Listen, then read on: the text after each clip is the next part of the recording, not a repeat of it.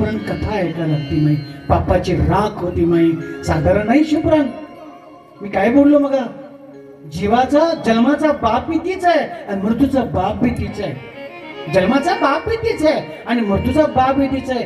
आतमध्ये पोटात घडण तीच करतोय आणि पालन बी तीच करतोय आणि संहार बी तीच करतोय. म्हणून त्याला राम कृष्ण हरी म्हटलंय. त्याला राम बी म्हटलंय, कृष्ण बी म्हटलंय आणि हरी म्हटलंय.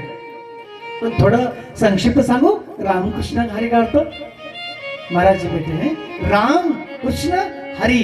राम का अर्थ, रा है अग्नि का स्वरूप है.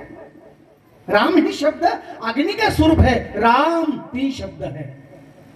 व्यवहारिक दृष्टि देख ले 2 शब्द है, पर व्याकरण दृष्टिया राम राम राम 3 शब्द है. रा आ और मा 3 शब्द है.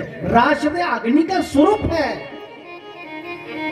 राम रा आ हे आकाश का स्वरूप है आणि राम हे मन चंद्रमा का स्वरूप है. म्हणून तो रामचंद्र म्हटलंय.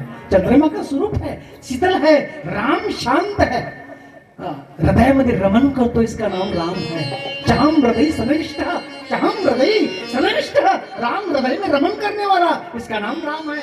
कृष्ण मन आकर्षण करता है. कर धातु से बना है कृष्ण, कर धातु से शब्द बना है कृष्ण, मन आकर्षण करे, इसका नाम कृष्ण. राम कृष्ण.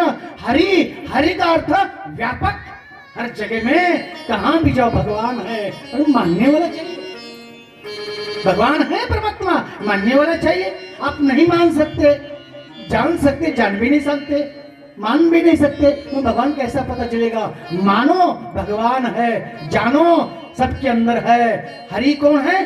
व्यापक है, जगह जगह में है. इसका नाम राम कृष्ण हरि. हरि व्यापक. हरि तेरे हरि, जय हो हरि महादेव.